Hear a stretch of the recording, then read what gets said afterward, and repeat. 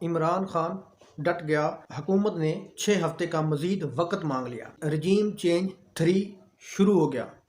नजम सेठी के अदालतों पर बिकने के इल्ज़ाम। तो चलते हैं पहली खबर की तरफ। पहली खबर यह है कि जी इमरान खान साहब डट गए हैं। इमरान खान साहब ने कहा जी कि मैं हर सूरत में असम्बलियाँ तहलील करूँगा, लेकिन जो हुकूमत है, हुकूमत ने इमरान खान को ये मशवरा दिया है, इमरान खान से वक्त मांगा कि 6 हफ्ते का हमें मजीद वक्त दिया जाए, हम उसके बाद असम्बलियाँ खुद ब खुद तहलील कर देंगे, आप पंजाब और KPK की असम्बली तहलील ना करें।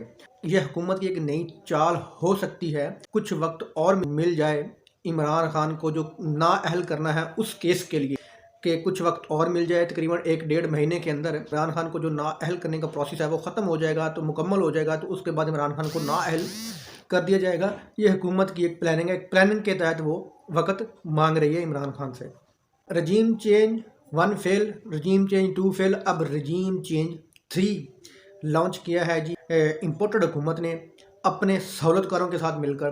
तो जी इस रजीम चेंज के तहत 25 MPs को उन्होंने अगवा करने का फ़ैसला किया है, जिनमें से 5 MPA काफ लीग के हैं और 20 MPA पाकिस्तान तहरीक इंसाफ के हैं।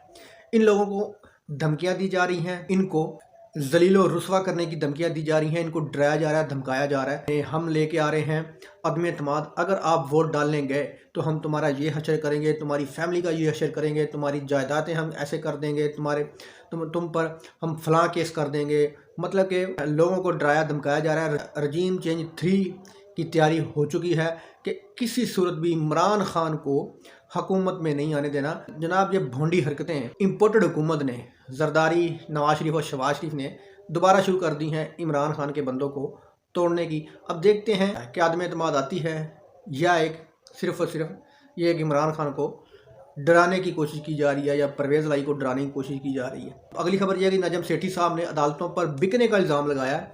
नजम सेठी साहब का कहना है कि जी अगर इमरान खान साहब ने असम्बलियाँ तोड़ी, अगले 30 दिन के अंदर इमरान खान को नाअहल कर दिया जाएगा। तो सवाल ये है कि नजम सेठी को कैसे पता कि अगले 30 दिन के बाद हमारी मोहतरम अदालतें ये फैसला देंगी कि इमरान खान को नाअहल हो जाएगा या इमरान खान को नाअहल कर दी। मतलब अदालतों पर इल्ज़ाम लगाने की कोशिश कर रहे हैं कि हमें पता है कि अदालतों से ये फैसले आ रहे हैं। मतलब कि अदालतों के फैसले पहले लिखे जा चुके हैं, या जो फैसले नवाज शरीफ कहेगा या शहबाज शरीफ कहेगा या इनके जो सहूलतकार हैं वो अदालतों को कहेंगे, मतलब कि वही फैसला आएगा। नजम सेठी साहब डायरेक्ट हमारी अदालतों पर इल्ज़ाम लगा रहे हैं कि अदालतों के फैसले पहले से तय हैं कि इमरान खान के साथ क्या करना है। मतलब तो यही है ना फिर साहब कि ये तो इम्पोर्टेड हुकूमत, इमरान खान कहता है कि ये इम्पोर्टेड हुकूमत अमेरिका की सहूलतकार है। तो नजम सेठी साहब के कहने का मतलब यही है कि हमारी अदालतें भी अमेरिका की गुलाम है।